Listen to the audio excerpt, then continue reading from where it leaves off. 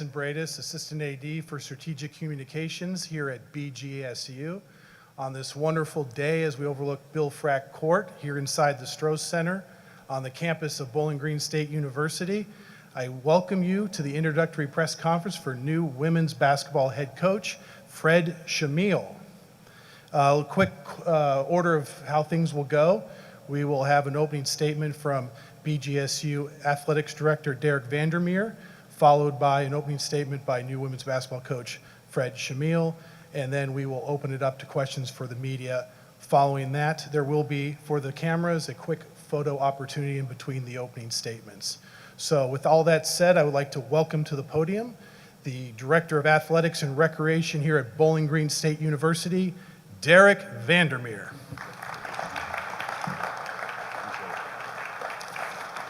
Thank you, everyone, for being here today. This is the third press conference I've had this year. So, you know, I'm going to say I do not want any more this year, so we're going to try to stop right here at this press conference. But it's an exciting day. It's an exciting day, and we're so thrilled by today's announcement. Thank you for attending. Thank you for your willingness to participate and share this moment with us today. Dr. Rogers has a conflict, can't be here today, but he sends his wishes, and he's very excited about the hire as well. So just thank him for his overall leadership and support through this process. He's been an immense asset in making sure that we got this right. I'd like to thank the Turners Collegiate Sports Associates and Jenna McLaughlin, search partners who helped us with the search. They were valuable assets through the process. I'd like to thank Stacy Koziak, Deputy AD, support and commitment through the process. When you jump into these search processes with me, there's two people that suffer the most. My wife, Stephanie Paris here, and Stacy, because calls happen and interviews happen at 10:30, 11 o'clock at night, or 5 in the morning, whatever it takes to make sure we're rigorous in the process. So it's been a heck of a process. On March 29th, Bowling Green played Columbia University in front of a packed house at the Stroh Center. Falcon fanatics, students, Bowling Green marching band, community members, supporters, faculty and staff, all participated in celebrating an amazing evening. That unforgettable night and game brought everyone together to celebrate a women's basketball program that had an incredible NIT run, beating Liberty, Green Bay, Memphis, Florida, and then ending the journey in the Fab Four with a loss to Columbia. But it was an unforgettable evening. On Friday, March 31st, Robin Freilich met with her team and announced her decision to leave BGSU for Michigan State. Robin grew up in Okemos, a chance for her to return home with a team that she grew up watching. After Robin met with the team, Stacy and I met with the team, and we asked them to think about who they want their next coach to be. What type of person, what type of leader? What was important as part of their experience in defining, and that defined really their experience as being positive, and how can we make sure that we get this hire right? After what that team did this year, 31 games, a school record, I wanted to ensure that team was heard. I wanted to ensure their voice was part of our search process. On March 31st, we began a search process with an exhaustive amount of candidates. We interviewed and looked at over 35 different candidates, sitting Division I and II head coaches, top assistants. We reached out and invited and encouraged people to apply. There was a significant interest in this job. The women's basketball brand here at Bowling Green is strong, much to the credit of what this team has done this year. Everybody watched that NIT game, and they would tell me time and time again about what an amazing experience and how they wanted to be at an institution that stood by its women's basketball program the way that we did. And that's why I believe we're fortunate to have Coach Chmiel in the search process, is he's one of those people that saw that and saw what an amazing experience that we have here at Bowling Green. What Fran Vole did, Kurt Miller did, Robin Freilich have done and continue to do, have established and set us apart nationally. On April 3rd, the team requested to talk to Stacy and I, and they have what they termed non-negotiables, right? The non-negotiables. Family-oriented, somebody that's truly committed to creating a family, community, and culture. Someone who understands what culture is, been a part of great culture, and highly values what culture is and what it can do for a program. They want everybody on the same page, commit to the team. They want someone who believes in being selfless, someone who values relationships, invests in people on and off the court, cares more about us than just the game of basketball. A person who has strong core values, someone's open-minded, it has to be a two-way street, community committed. They've learned so much from having a coach that valued this community and wants somebody to reinvest in that because they've learned so much about the value of that, culminating in what they saw at the NIT game. This was the core essence of what they asked us to strongly consider. They didn't say specifically, this is who you have to hire.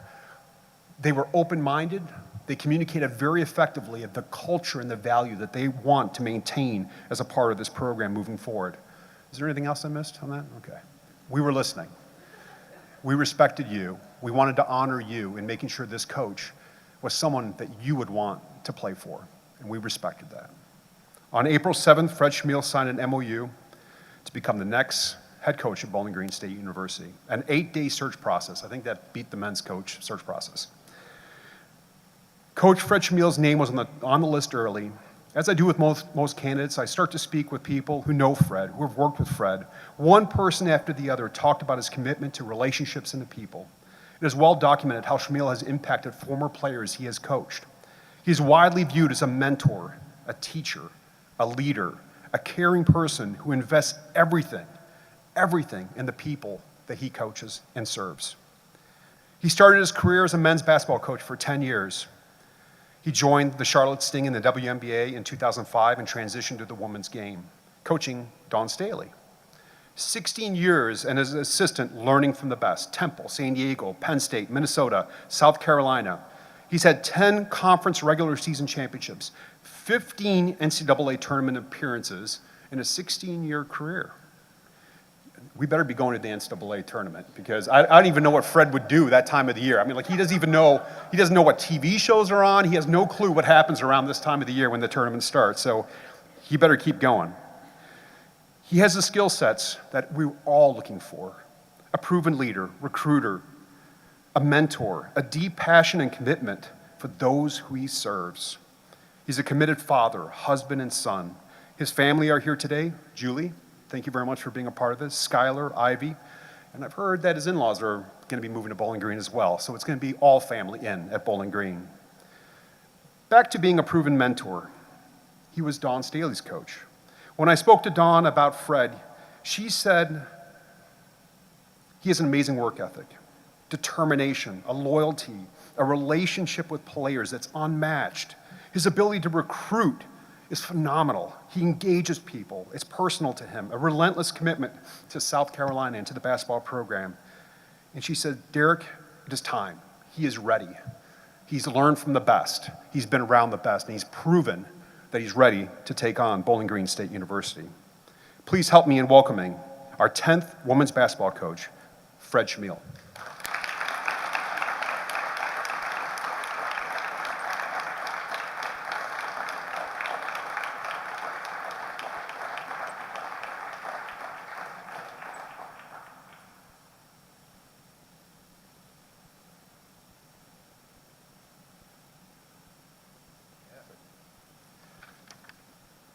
I don't know if that jersey will fit me.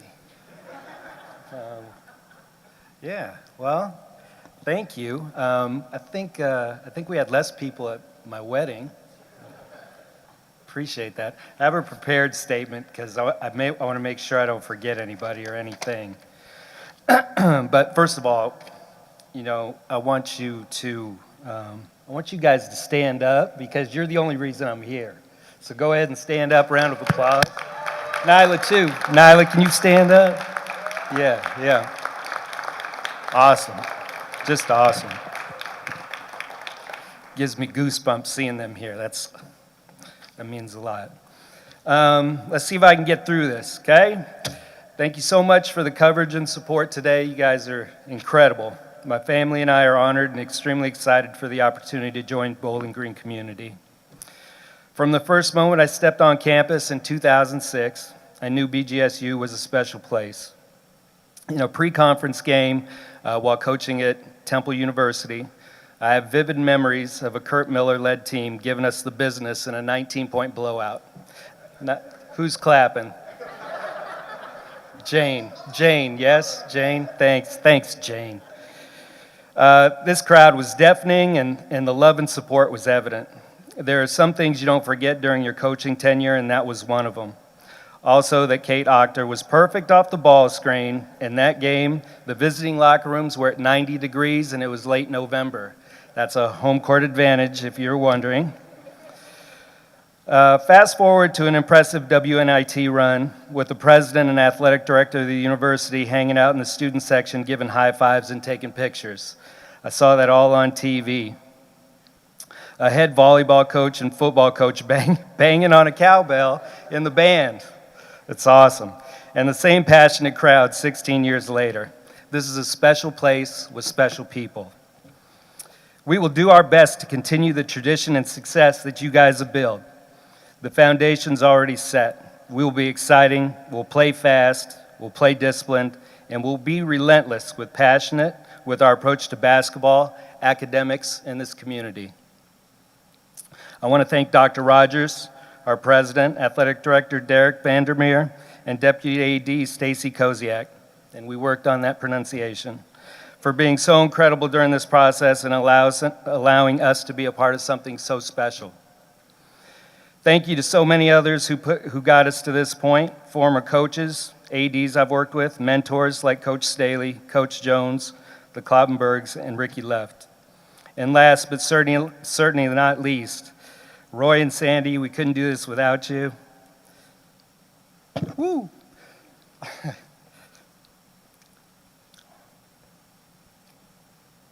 Get myself together. My beautiful girls, inside and out, Skylar and Ivy. And my heart, the one who has the hardest job of all, my wife Julie. She always has the weight of the world on her back and carries us across the finish line every time. I love you all. We can't wait to get started. Thank you all for being here. Go Falcons.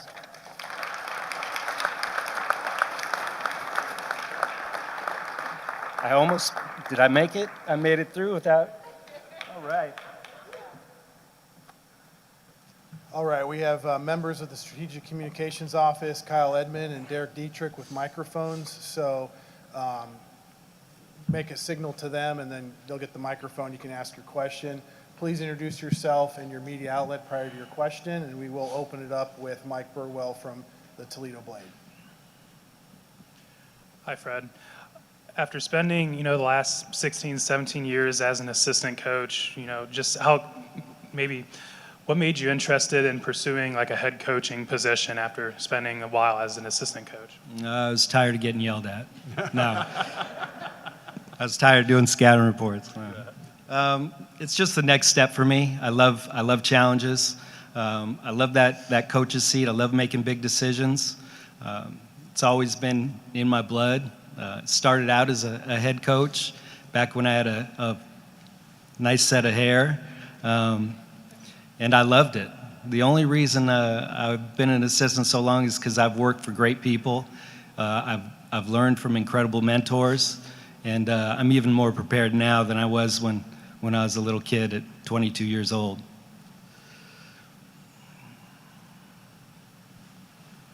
Got Tyler over there in the back. Tyler Suckerman, WTO 11, CBS Tyler. TV here. Nice to meet you, Fred. You mentioned, obviously, in your opening statement of what drew you to BG, but what was it about this program, about this team over there that made you want to be their next head coach? Yeah, the people are incredible here. Derek was telling me that from the start, like you're going to fall in love with the community. On my visit, there wasn't one person that wasn't gracious, polite, engaging, and those are the type of people I want my kids to grow up around. This team is impressive to watch. I have fun watching them. I love the way you guys play. I love the way you get up and down the floor.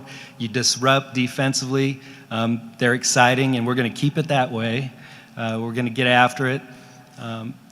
They're just great young people, too. I had the chance to talk with all of them on the phone, and they're just from freshman to fifth year senior, they're just mature and well-spoken, and they know exactly what they want out of this. So I was extremely grateful to have the chance to be able to coach them. Welcome, Coach. Welcome, Bowling Green. Clint Corp. I host the morning show radio here in Bowling Green. Thank you. You already kind of answered my question here. We've had Good. You had an opportunity to talk to some of the team, and as fans of the program know, there's a couple that have already declared for the transfer portal, some of the hearts of the team that brought us to the success we've had. Have you had an opportunity to talk to those players as well, and how do you address that issue? Well, all I can do is tell them what they're going to get from me, and that's when my feet hit the floor till I lay my head down, probably way too late from these bags under my eyes, but they're going to get all of me. They're going to get whatever they need, and I'm going to be, Coach Staley always says that she's going to be a dream merchant for her student athletes, and that's what I intend to be. I'm going to be here for them from start to finish. You're going to get tired of me. I don't know if you're going to try to lose my number after you leave here, but I'm going to find it. But as far as the young ladies in the portal, I'm not Robin. I'm Fred, and it's probably different from what Robin's going to be. But I promise I'm going to give you every bit of Fred you can stand. So that's what I have to offer, and I'm hoping everybody, hey Nyla, hoping everybody stays here and continues to be a part of something so special. Carly, in the back. Hi, Carly Ford, BCSN. Kind of want to know, what is your coaching mentality, and what do you strive in these girls, and what's kind of your aspect, the mental game of it? Yeah, my coaching philosophy is be the best part of you can be. Bring everything you got every day. We're not going to take breaks. We may not be in the gym 3 hours, but that hour and a half or 2 hours we're in the gym, we're going full steam. We're getting after it. We got disciplined. We got integrity. We play with character. We get after it. And that's who I am. I mean, it's, you know, they always say teams are a reflection of their head coach. Well, I'm a pit bull, so and you guys already play that way, so we're pretty much a match there.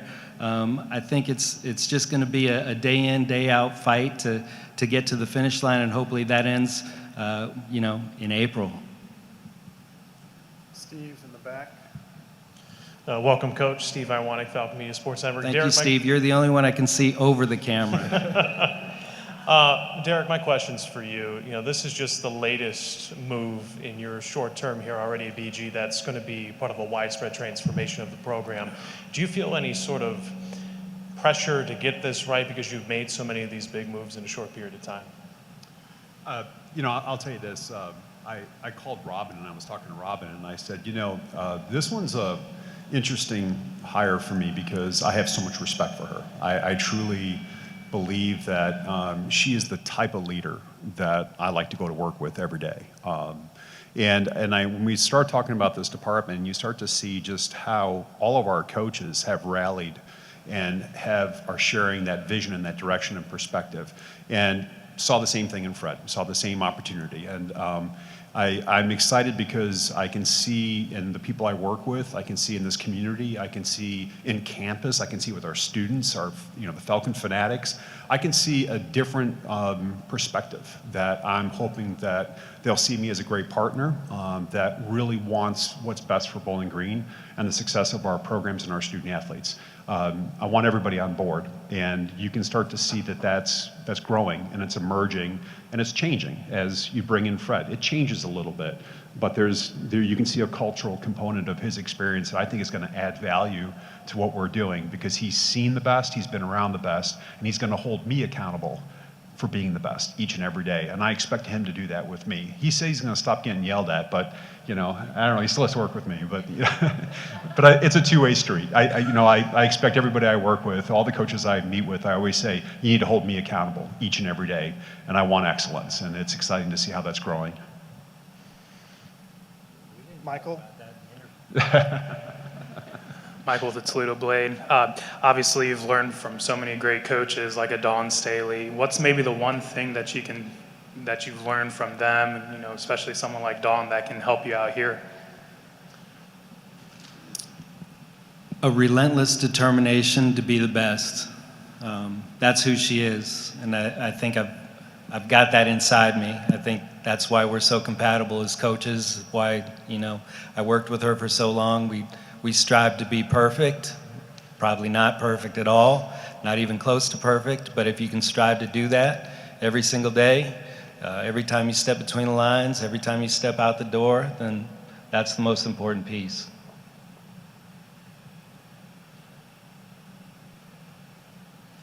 Well, this is easy. Any more questions? I got Tyler in the back. Obviously, the experience you have coming over from the SEC in South Carolina and Dawn, how does that kind of, I guess, how do you plan to transfer that knowledge and experience over to the MAC? Yeah, hard work is hard work. I mean, I've been everywhere across the United States, from, you know, mid-major to high major to high school basketball to junior college basketball to trying to teach them how to play, but they don't like me as a coach. Hard work. It's just hard work. You know, you've got great student athletes. I don't expect it to look that much different. We're just going to work hard, get in the gym, and let the chips fall where they may. I think, you know, this is not a rebuild. This is a reload, and we're going to do great things. I feel it in my bones. I know what good teams look like, and I've seen that in them. Tyler, do you have a follow-up for Derek? For Derek as well. I was just you mentioned reload instead of rebuild. Was it almost easier in a sense with this move, knowing that you're transitioning to a man of his pedigree as opposed to finding someone who may not be as familiar with the game? You know, for me, it starts with values. Yeah, I was talking to somebody yesterday, just a supporter, and we were talking about the decision around Fred, Coach Chmiel, and I said, you know, it's you can sit there and look at recruiting success, you can look at team success, you can look at all of these things. Those are outcomes. There are outcomes that start with values. What I feel as I dug deeper and deeper on who Fred is as a person, what you started to see is a person that has a great foundation and perspective of who he is as a person, what he wants, what he wakes up every day and thinks about. And I heard that from Dawn. You know, everything she was saying to me is he's got an interesting, you know, background. He, you know, grew up on a fishing boat in Alaska. You know, I mean, but, you know, being a part of a hardworking family, someone that learned very young on what success looks like is its determination, its investment, its character, it's being, you know, finding who you are and being authentic to that each and every day. It wasn't an interview. It was a discussion about character and values, and that's something I embrace with him. Pat here in the back row. Pat Eakin with the Bowling Green Sentinel Tribune. I'd like to hear about that growing up on the fishing boat in Alaska. There were no child labor laws in Alaska, I'll tell you that. My dad was a salmon fisherman, yes, in Bristol Bay. Igigik, the village of Igigik, spell that. Yeah. You know, it was, you didn't think it was hard work at the time, it was just what you were supposed to do. So I learned at a very young age that you wake up, you go to work, you don't complain, and, you know, you get fed at night. So that's about it for that. Any more questions? All right, that'll conclude today's formal press conference. Media, if you make your way over to the backdrop, we will bring Fred over there for some follow-ups as well. So thank you for coming. Thank you.